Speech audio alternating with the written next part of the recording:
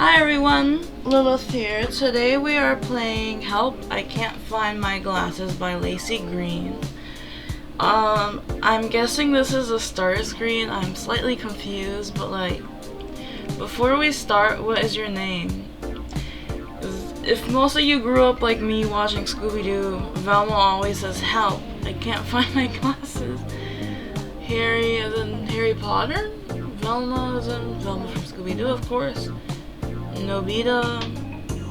I don't even know how to pronounce that, and I don't want to mispronounce it. But I guess we'll go with Velma. You are a girl, a guy, a non-binary. I'm a lady. In this game, we'll meet 3 potential love interests that are gender selected. How would you like to set their gender? I don't really care, man. Up to the game to decide. Perfect, let's begin, okay? You wake up, the first thing you see is a blurry sight of your unusual literature club. But it's okay, you can fix that. You reach for the side table for your glasses, except that they're gone. Your hand swipes over an empty wooden surface. I'm guessing this game is text-based, which is alright. I'm fine with a little bit of reading here and there. Oh, help! I can't find my glasses. Your beautiful, beautiful glasses, the one that stuck by you all through your middle school years. At the first sight, you knew they were for you. They were a round-rimmed, black-framed pair of glasses, similar to that guy from a famous book series. A square glasses with black and yellow stripes that reminisces a character from a mobile game. Is that 707 and this is Harry Potter? Golden round-rimmed glasses that give off an air of sophistication. Retro cat-themed red-rimmed glasses. A plain square shaped black-rimmed pair of glasses. I'll do this one, 707. You look frantically around the room. Everything seems like blobs of color splashing onto one another. You can make out the brown sofa you're resting on. Colorful piles of books lying on the floor. A person on the other side of the room with a white shirt and black cravat, but no signs of your glasses. Where can they be? What's the matter? What's the matter? The person with the white shirt speaks. He lowers the book that was obscuring his face, and you recognize it as the club president. The thick pair of glasses on his face is unmistakable. "I can't find my glasses," you say. "Oh, that's not good," says the president. "Where did you put them? They should be around here." "I left them right here." You point to the small table beside you. "They're gone by the time I woke up." You cannot help the frustration in your tone. Without your glasses, the world is just a low pixelated simulation in which you have to blindly figure your way through. Whatever will you do now that they are lost? "I'm sorry about that," the president says with pity in his voice. You don't answer, your head still swirling with the thoughts. You left them on the table, you're sure of it. They can't have disappeared on their own. You refuse to let this go. Then, something crosses your mind. Someone has stolen your glasses. Of course. It happens all the time. Someone decides it would be funny to take the glasses from you, hide them, or toss them around you for you to chase after, and then you have no choice but to keep up. Normies who can function without glasses love to see folks like you suffer without one. At this point, you have had quite enough of it. Your poor vision isn't something for them to toy over. Not to mention, glasses ain't cheap. When you find that thief, you will beat them, gut them, forgive them. We're throwing hands, man. We're gonna throw hands. Let's see how funny they'll think with a black eye on their face. You walk to the president. The room is messy, but members still take care to leave books and other stuff aside to make way. You put away a pillow on the chair next to him and take a seat there. He was in this room even before you were. Someone knows what's going on, that would be him. "Is there something you need?" he says upon your approach. "Yes, I was hoping you could answer some questions. Oh, go ahead, he says, helpful as always. Was anyone here while I was asleep? What were they doing? Were you here all the time? That would be all. Okay, so I guess we can't click the grayish options. So we're gonna do it one by one, I guess. The president catches on to your question quickly. You think someone took your glasses? He says, skeptical of your theory. Just answer the question, he sighs. It was only the usual folks. Mean he? I hope I pronounced that correctly. Jamie and Sanhi? Minhee? I don't know, man. I'm just gonna go along with saying it the way I said it. Those three only members beside you and the president. The literature club isn't exactly the popular pick of the bunch. No one wants to divide into the literacy symbols and metaphors more than they already do in classes, except for, well, these nerds. We're all friends here, the president says. I don't think you interrupt him. What were they doing? Were you here all the time? That would be all. What were they doing? Sanny was just reading. He got here just after you did. Since he took his usual spot, he sat with me. The president gestures to the far corner of the table. He sat at the furthest spot though, he says, sounding a bit hurt. Jamie and Minhee were sitting for a while. But you know how Minhee is. It didn't take long for the two of them to run and fool around. They even bumped into my table, he sighs. Almost spilled my tea. No offense, President, but you sound like an old man right now. He seems quite flattered. Were you here this entire time? Yes, a good president always watches over his club, he says proudly. It doesn't have anything to do with the book getting good, right? You ask. He smiles sheepishly, not saying anything further. Of course it was the book. Did you even go to the restroom? He turns away. So you're willing to pee your pants over a good book. Okay, good to know. Thank you for your cooperation, you say politely. It's as if you were an actual police officer interviewing a crime witness. You start to feel rather excited. I don't think they would take your glasses, the president says, still insisting that humans are good. Maybe he's right, maybe he's not, or maybe he's the one who took your glasses and now wants to throw your investigation. Did you take my glasses? Of course not, he says, offended that you would even think of such a notion. Never hurts to check. You exit the club, mull over your thoughts. Now that there's definitely no biased opinion around here, going over to your current suspects is a good start. So I'm guessing these might be the love interests. So, it seems like Minhee and Jamie are the playful of the bunch, and Sanin was the one that stayed alone. So maybe he saw something, because if we go to the troublemakers, they might lie. So it's better to know more. Sanim is weird, to say the least. The first time you saw him, he was reading on the sofa with his headphones on. You were hoping for a nap, but there was nothing you could do when you were a latecomer. The president noticed you. Hi, Velma, he says, the smile on his face was awfully bright, as if you were the savior he had been looking for. We have a new member. He turned to Sanin, who was still immersed in his books and music without a care in the world. The president smiled awkwardly. Hello, Sanin. Hello, Sanin.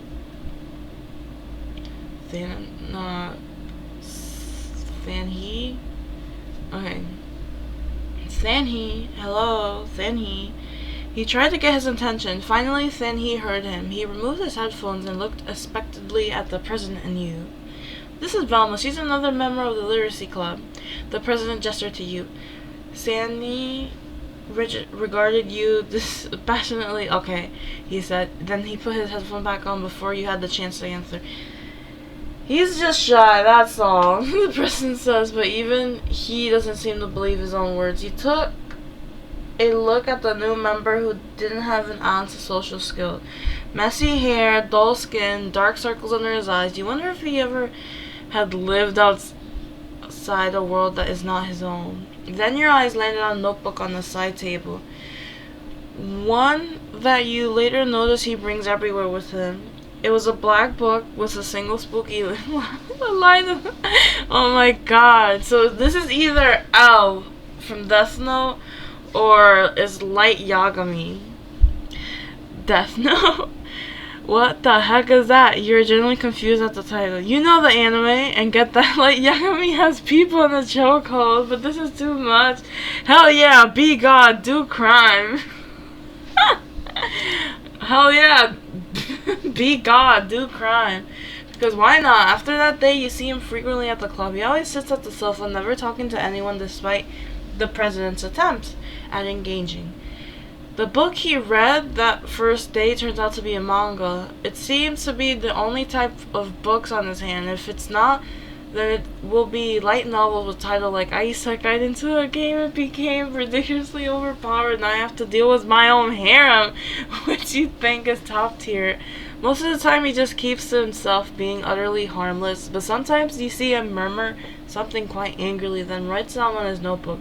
As much as you hate to doubt your own kind, Sanheen is pretty suspicious. If this were a horror movie, he would be the first one everyone points out to. Not to mention, you accidentally stepped on his manga the other day, and he did not take kindly to that. Oops. Alrighty then. Minhee is that person who brings laughter into the room. They do things that no one dares to do. Come up with schemes that everyone loves to hear. You can't count how many times they have gotten into trouble with teachers, but that doesn't stop them anyways. You two go way back. Somewhere during the week in high school, your teacher thought it would be a good idea to assign you and Minhee to the same table. What your teacher didn't account for is how Minhee actually is, and how you, being their seatmate, got constantly roped into their antics, whether you liked it or not. Like this one time, you were minding your own business in class. Knock knock, a voice called along with the knocking and tapping. Your seat was right next to the window where the sky was clear and the sun shone bright. It was also on the first floor linked to the school's backyard. You turned to see Minhee's face. Hey, they said, each hand holding a huge bag. Open the window. They were panning, their face flushed. Somewhere in the distance, a voice screamed, "Get back here, Minhee!" They looked at their teachers coming. Hurry, around you. Your classmates were abuzz. Velma, open the window. Hurry up, let them in quick. The room rumbled with their urges, voice blooming into one another, drumming into your ears. You quickly opened the window, then shut it as Min jumped in. They ducked as soon as their feet landed on the ground. You took your seat just before the school dean, Mr. Haw, dashed into the window view. He stood there, scanning the surroundings with his hawk eyes. Min shrinks further into their hiding. Finally, Mr. Haw moved on. The whole classroom let out a relieved breath. Min emerged from the floor with their arms spread out, showing bags of different snacks and drinks. Your classmate cheered. So they seem like a bubbly type of person. Your teacher for that period had some business elsewhere, so she left your class to revise the lessons by yourself. Everyone knows that's the last thing students do in a study session is to study. So that's when Min suggested your class order some food online, taking advantage of the empty period. Your school has strict food rules against outside food, so someone has to climb the wall, sneak the snacks in. Min volunteered as expected. It would get them into big trouble, but as usual, they don't care. Is this guy like this person based off of Naruto? Your classmates crowded around them excitedly, patting their backs and taking the bags for them. Laughter and cheer lit up the room as they passed around their food. You didn't join in. Min came up to you, a hand holding their cup of bubble tea. Didn't order anything? No, you shook your head, remembering your empty wallet. They dropped something on the table with their hand. You stared at it. A small plastic pouch with a cup of drink inside, your favorite. Orange lemongrass peach tea, Vietnamese iced coffee, egg coffee. What's eggs? What? Egg coffee? Salted cream coffee, Longan jasmine tea, butterfly pea flower tea with white pearls, bubble tea with more topping than tea, cream cheese, jelly or pudding, fruit tea with cheese top and coconut jelly, 25% sugar and 25% ice. Enter your choice. I mean the butterfly pea flower tea with white pearl sounds nice. What's this for? You narrowed your eyes at them. What are you plotting? Ouch, they said with a mock look of hurt. Can a person show appreciation for their seatmate? They shrugged. I'm feeling generous today. Is that it? Is it really? They sighed. Just have it, will you? It won't kill you, or I'll just take it. They made to retrieve your drink, but you snatched it before they could do that. Oh well, the worst you could get was just food poisoning. A heavenly flavor flooded your tongue. Your heart was filled with bliss. Maybe even if you did end up in the ER, this would all have been worth it. You feel a gaze on you. You look up only to find Min hastily looking away. I think they have a crush on you or something. Suspicious. It's been a few months later or so when you saw Min walking through the literacy club door. By that time you have known them quite well and you were absolutely sure that they can't be bothered with the academics. So what are they doing here? You thought your poor vision must be playing you. What are you doing here? You said. Joining the club's activity. Min probably announced, I'm a new member now. You're joking, right? Is this one of your jokes? What? I'm cultured. They sound offended, even though mirth in their eyes was anything but. I would believe you if you didn't get half our class to skip literature. It was last week. I'm a changed person. They shrugged. You squint at them. Yeah, this is very suspicious indeed. But what could you do? Your literacy club was always short on members, and the president would literally jump at every person he could get. You rolled your eyes. Whatever. Just don't cause any trouble. They saluted. You can count on me, ma'am. Or can you? You move on to another suspicion. Jamie. I like Minhee. Minhee and Than was funny. down with the government. Jamie, well, let's see what Jamie's about. Nah, I'm going back to sleep. Jamie is what people would call the perfect girl. Pretty, smart, athletic. Having her as a member really raises the stocks of your club, although this is not the only club she joins. She's juggling between literacy club and soccer club as a testament to how much she can branch out. It is hard to believe she only moved to the school a few months ago. The reputation she has built around herself is impressive. Everyone knows her. Everyone loves her. There's not much to say about her more than that. You both share the same class. She comes to the club often, but you two never form any sort of attachment besides classmate and clubmate. Despite her reputation, there's something about her that unnerves you. After all, how can a person be so perfect? Paranoia? Okay, that's it.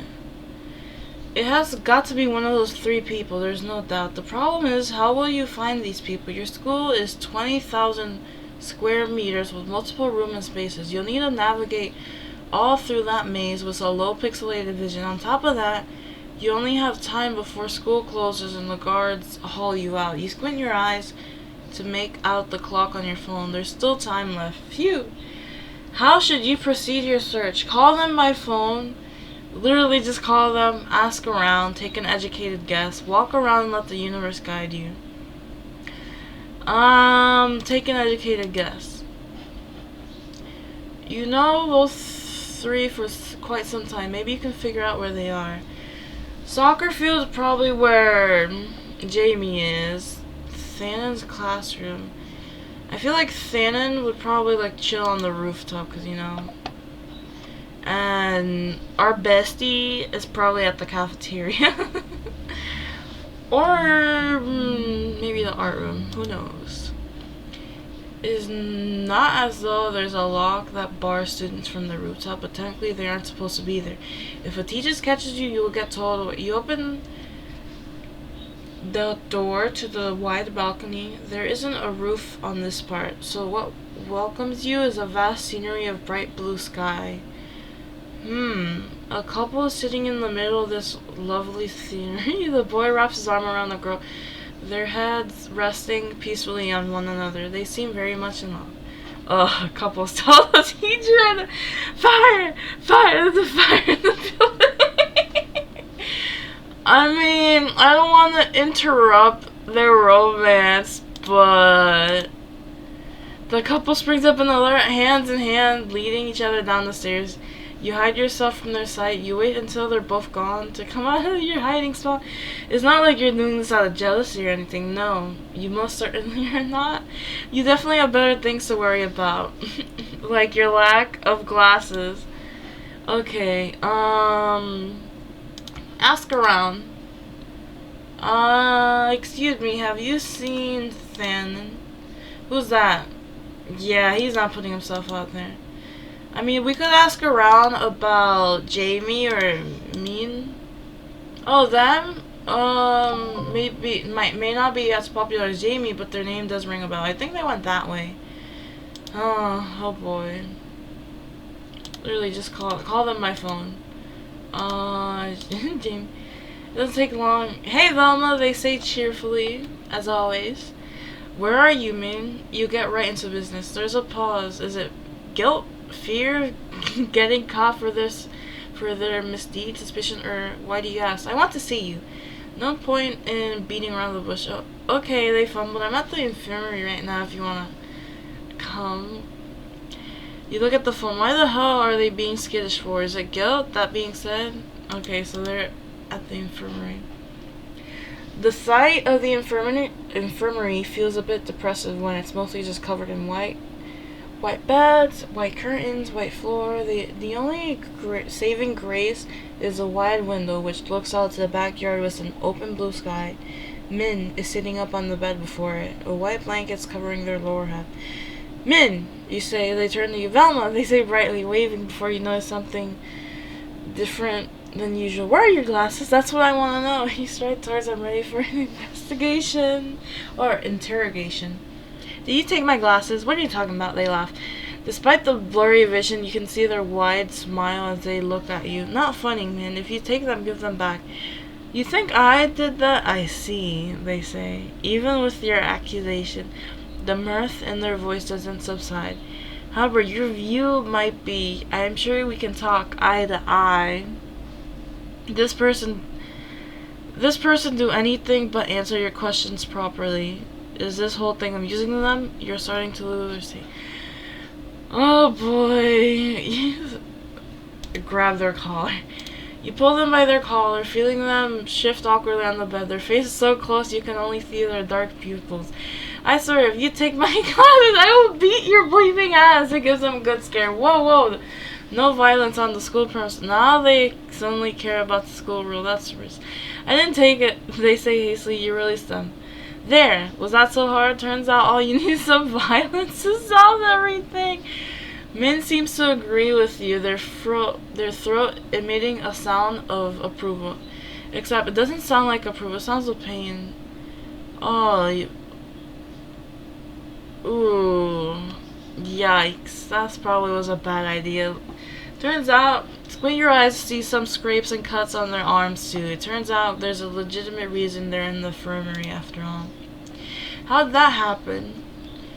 You say incredulously, but is it really that much of a surprise? Min has always been reckless, and today their antics finally caught up to them. What have they gotten into exactly? It's nothing. He smiles. It's nothing. Min smiles, waving away your question as if you both don't know that it's ridiculous. That this is ridiculous and it isn't just nothing. They fell from a tree, says the nurse, appearing out of nowhere and startling the both of you. Seriously? Where are you kids thinking these days? She scolds. A sheepish chuckle is the only response. Anyway, I got something to attend to. Can you help me patch them up? You can find all you need in the cupboard. Before you can get, she's already up. Well, I'm counting on you. She toodles cheerful. Damn, the school really needs more funding on the medical staff. Seems like you have no other choice. I'm pretty good at tending others, actually. The lack of vision clears is frustrating, but you go through the process with reasonable ease. Even without glasses, you could feel Min's eyes watching you intently. They are abnormally quiet, their usual banter completely gone. What exactly happened, you ask, just to fill in the silence. Like the nurse said, Min shrugs. I fell from a tree. You roll your eyes. Yeah, I know, but why were you on a tree in the first place? It's just dumb stuff. Min says, unwilling to divulge for some reason. They're probably not even meeting your blurred-sighted eyes. What the hell are they being shy for? Aren't they normally the master of dumb accents? Probe for more. Min, you press on. Velma, they echo playful. You glare at them, they chuckle. Alright, we were playing Batman and the shuttlecock was stuck on a branch. I thought to throw my shoe to get it down, and your shoe got stuck too. Yeah, Min says sheepishly. But hey, on the bright side, the shuttlecock fell down. But please don't tell me you climbed the tree to get the shoe next. You don't know what you expect from them, really. A common sense of safety, perhaps? But even that proves to be too much. I did, they insisted, gesturing to the pair of shoes next to their bed. At least I got my shoe now. You're not sure how good that is now that they could barely use their foot, but you don't want to dampen their optimism. And where's everyone then? They fell off a tree. You would expect some company besides them, but there's no one. I don't know. They left when we got the shuttlecock. I told them to go ahead. They just left. You was your shoe stuck on a tree. Did you go to the infirmary? Did you go to the infirmary on loan too? Like I said, I told them to go first. They shifted easily. I was fine on my own. Were they? Were they really? You don't have the heart to ask. They were already beaten enough. Yeah, that sucks about people being the class clown, because like they always like have these situations where they just have like they're like either popular at the school or they're not, and everyone just like does stuff like that. It's just mean. As you finish patching them up, you ask Min, how are you going home later? It's one thing that they had to drag themselves to the infirmary. You can't imagine them heading home alone in that state. Do you need a ride? My brother just texted me. He's going to pick me up after his shift. That's good. You nod before making to leave. You hear Min shifting on the bed. Then a thud. Their backpack drops to the floor, spilling out all of its contents. All of its content is out. Bleep. Despite their wounds, dives to the floor. They can't even properly walk. Now they're doing this themselves. Are you okay? You can't just leave them there on their own, so you crouch down to help. That's when you see it. A crumpled piece of paper is lying on the floor a bit further. For some, you pick up the paper and open it. Wait, no, they say before it's too late. You may be short-sighted, but you aren't so blind to see the text on it. It reads, Dear Velma, I'm not good with words, but you are. I thought if I joined your literature club, then I'll be able to say it in the words that you love so much. How do I frame this? Sorry, that was a joke. What I meant to say, I think you're spectacular. And I like you. I like you. Oh wow. This is new. You're so used to being the loser at the literacy club. You aren't prepared for an actual confession. Do you even think of Min that way? Like I said. Yes. Anyways, snatch the love letter out of your hand, their voice urgent and panicky. Did you see anything? No, that was an insult. Your vision might be poor, but that doesn't mean you are completely blind. That being said, you wish you had your glasses right now so you could see them better. Their flustered face must be so cute in full HD. You can't help the smile on your face. Something warm and fluttery fills your chest. What was that? You say, amusement in your voice. What? No, nothing. It's mint spatters. You don't recall having seen them this riled before. It's quite satisfying to know that you are the one causing such a reaction. You keep wanting to push for more. Is that so? You hum? And then snatch. You take the letter from them, holding it out of their reach and reading it aloud. I think you're spectacular and I like you. They whimper pathetically. Please, kill me now. No need for dramatics. You roll your eyes. I like you too. There's a beat of silence, then 2, then 3. Min just stares at you, unmoving. You're starting to doubt yourself. Cold sweat pouring out of you. Was it not a love letter after all? Or are you being too hasty? What if it's just some sort of prank? Swear to God, if that's the case, Min has another thing coming for them. Hello? Earth to Min. You wave before their eyes. They collapse right in front of Jesus, are you okay? You shriek, having barely dodged their fall at the last minute. Yeah, you hear a whimper on the floor. I'm just so happy. You managed to drag Min onto the bed. What the hell were you thinking? The floor is dirty as hell. You wrinkle your nose. There's tons of germs on your face. Heh, they smile stupidly in a daze. You touch. Seriously, girl, do you like me that much? I do. Their forwardness stops you at your track. You kind of want to kiss little germs. Kissing isn't your thing. Oh my God. Okay. You touch their cheek, pushing a hair strand behind their ears. Min reached up and wrapped their arms around yours. The warm touch settled your skin aflame. You're close to see their eyes clearly. Beautiful eyes that speak of utter adoration. Focus slowly on you. Your heart beats. It says, go for it. So you do. Books don't lie when they say it's an electric feeling. Sparks fly.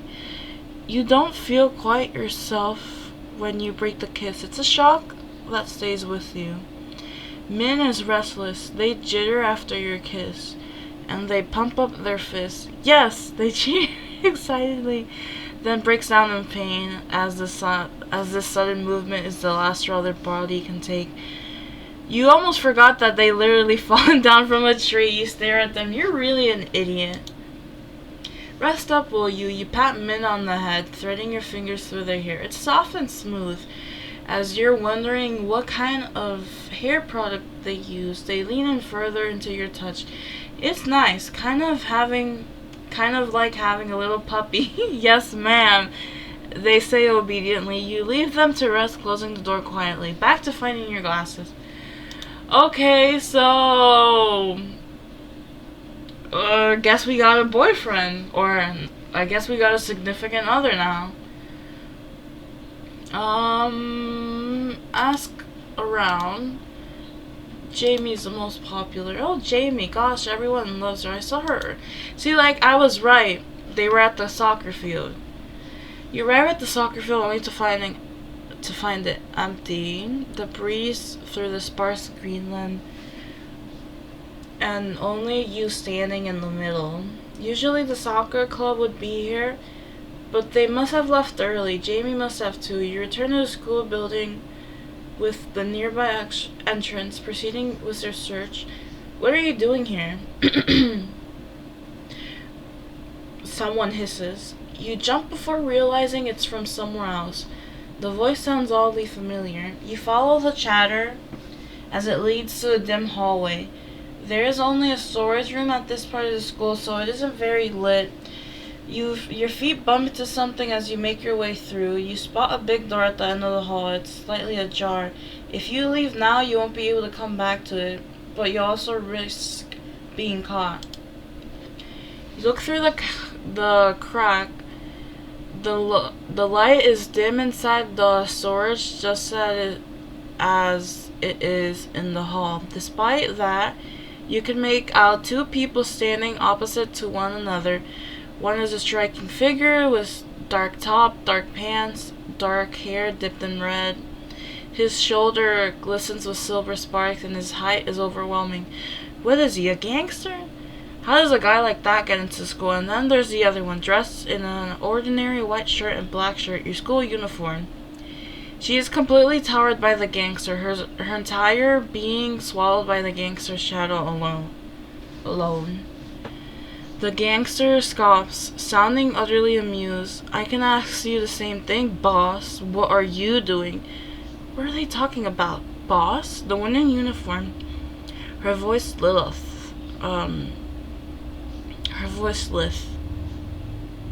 Shut the bleep up, Red, she says with more emphasis on the F than necessary. That voice, you heard in the hall, you definitely recognize it, but for some reason, your mind blank out on who it is. Isn't that? You look like a goody two-shoes, boss, Red says. Don't call me boss, says the student. It's Jamie around here. Oh my god, she's a mobster. She's a gang member. A gang member. It's like, what's it called? Yandere Simulator. Yeah. Jamie strikes Red by the stomach, not giving you time to process your shock. So, falls to the ground. That's for calling me goody two-shoes, Jamie says smoothly. You can easily picture a beautiful, charming smile on her face. The same one that she uses on everyone you know. Damn it, boss. Am I wrong? You're mixing around with some goody-goody. He gestures wildly to Jamie. What the fuck is up with that lame fit? And you're in a what club now? Soccer club. And literature. I'm well read now. There's a touch of pride in her tone. That is bull, but stops immediately as Jamie takes another step closer. Chill. Why are you here? Red's voice brightens up considerably. It's as if the strike just now has never occurred. Me and the gang are racing in the area tonight. Thought you might want to join. Dude, I told you, come on. There's gonna be booze. It's gonna be sick. Why do you need me there? It's as though Red has been waiting for that question from the start, because those punks from the academy will be there, he says, his voice sly. You know, the ones who got you expelled in the first place? The air freezes for a moment. It feels as though time is stretching on with the tense silence. You cannot see what expression Jamie is making, but when she finally speaks, his voice is filled with wicked delight. I'm in. Now that's a lot of information to take in during those few moments. You might have suspected of Jamie. You might have been suspicious of Jamie, but you certainly didn't expect this. Racing? Booze? Being expelled? Well, damn. It was lovely time he's dropping on your thief suspect, but you definitely need to leave. Now is not the best time to confront her, considering you just found out how she actually is. Great, I'll tell the guys, just this once. Sure, boss. Red sounds as though this will definitely not be this once. You turn around getting the hell out of there, but you bumped into the door! Oh my god! It gives a terrible squeak. Damn this old, decrepit junk. This storage has been around for too long. The school doesn't even bother to maintain it. Who's there? Comes Red's brisk voice. You don't have much time to react before the big door finally opens. Enormous figure, he looms all over you. Punch, freeze, run, say hello like a well-adjusted person. If I freeze, he might punch me. Looms all over, so try punching, I guess? Maybe, I don't know. But wait, hold your horses. Be honest, are you any good in a fight? No, I have noodle arms. I have noodle arms. I'm as good as any person would. I break bricks with my bare hands. I probably have noodle arms in real life, but I'm just gonna, grunts as he falls down to the floor, just as he did with Jamie early. Bleep! That's enough, Jamie says to him. Red seems to be resilient. He talks so vigorously even after you hit him. Why are you defending her? She attacked me. Because you're a giant who dresses like a sea urchin. Full black from top to bottom, combined with pointing studs on the leather jacket, metal earrings on his ears. The similarity is uncanny. You dress like this too. Oh, shut it. You're a man. Why are you whining so much? You feel like you're learning more and more about your school's favorite person. Jamie steps before you, her voice gentle and careful. I'm so sorry for that. Red isn't usually this aggressive. You feel Red rolling his eyes in the background. Are you alright? You push it away. What does it look like? You say, annoyed. You gently remove her hand. I'm okay. You leave her hand there. You don't mind. Yeah, no problem. You put your own hand onto her. Now you're just using the opportunity to hold hands with a pretty girl. Oh wow, pretty girl touches you. You don't feel flustered at all. Yeah, you do.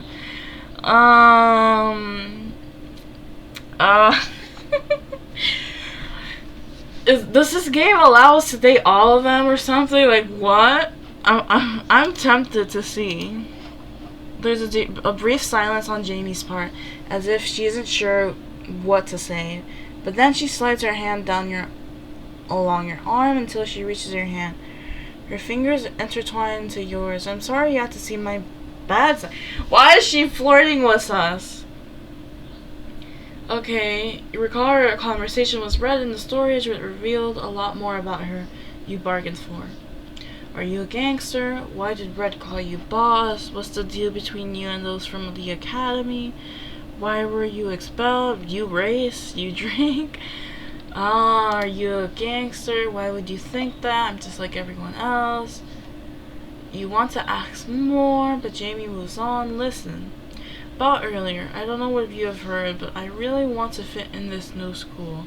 Can you keep this a secret between us? Sure. You'll take bribes in the form of food. I would like butterfly pea flower tea with white pearls. How about over a cup of coffee, you say, Sly? You want to have a cup of coffee with Red? Oh my god. So you could date. Alrighty. This one, I guess. I think you're hot and I want to date. You're in the literacy club, so you know better. Coffee sounds good. It's a date. Can I wear your little jacket? You should wear your little jacket on our date. What? She laughs, surprised, confused. He said you dress like him. You recalled when Jamie defended you after you had punched him. You do have a leather jacket, don't you? I doesn't know what to say. Okay, great. That settles. When you're done making googly eyes at each other, call me. I'll see you on the street, boss.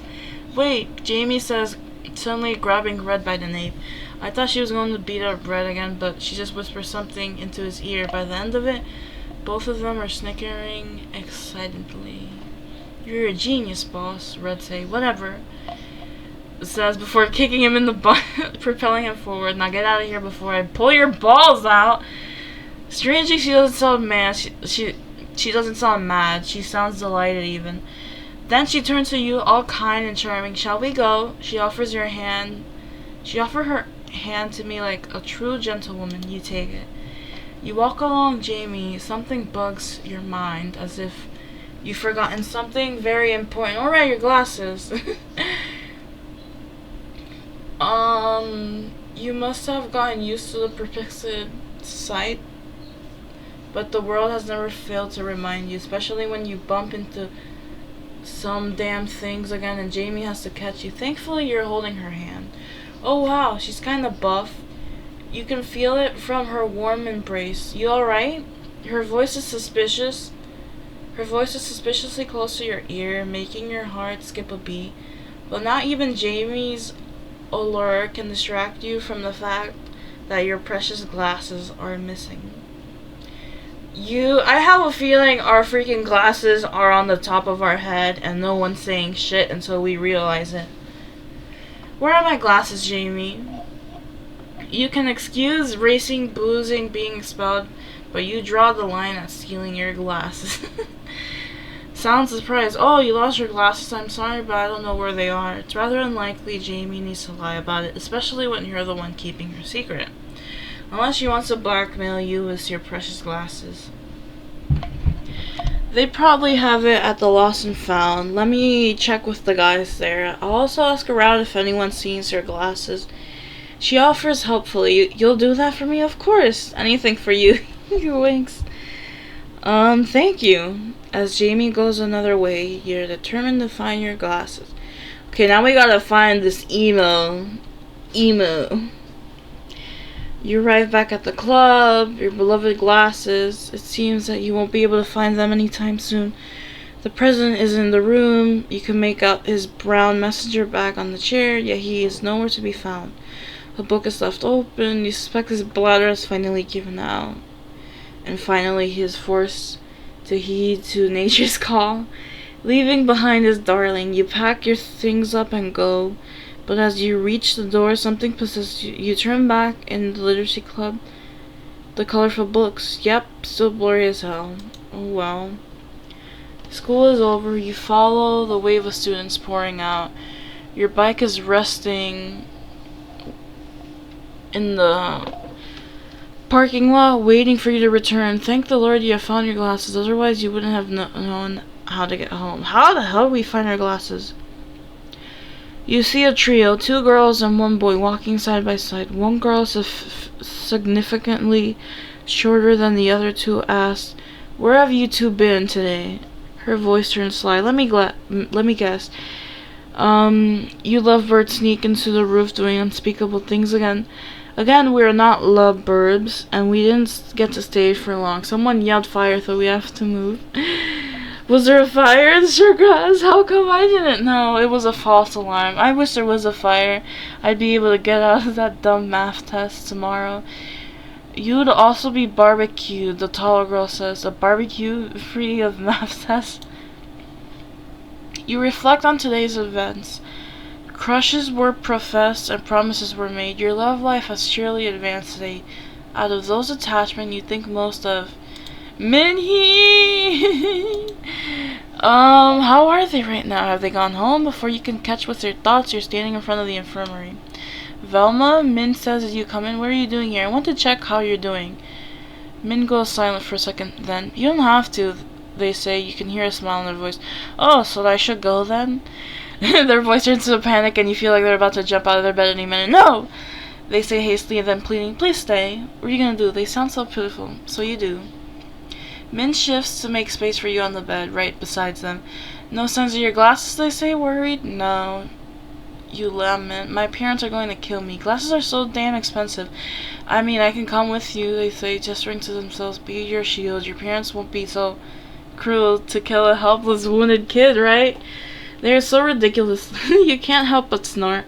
We'll see about that, you say, trying so hard to be deadpan. Or I'll just be dying for love then. You smile contentedly. That sounds romantic. Ew, corny, but smiling to yourself too. You chatter with Min when the infirmary door opens. Someone walks in, too blurry for you to see. Oh, I'm sorry. Did I interrupt something? You could have come later. The newcomer. Well, excuse me for rushing in here as fast as I can. For my baby sibling. I didn't know it would be such a crime being a wonderful older brother. God. Min groans. His brother turns to you. Hi, I'm Nam. Are you this ungrateful child girlfriend? Dude. Yes, I am. Nice to meet you, brother-in-law. Oh, Nam whistles, turning to Min. I like this kid. Yeah, I know. Smiles at me. When's the wedding? Am I invited? No, says immediately. Anyway, stop bothering Velma further and help me up, will you? Fine, Nam sighs. Approaching Min's side, he has Min's arm around his neck, his hand around Min's waist, guiding them to the door, and they walk by. Nam says, thanks for keeping this kid company, Velma.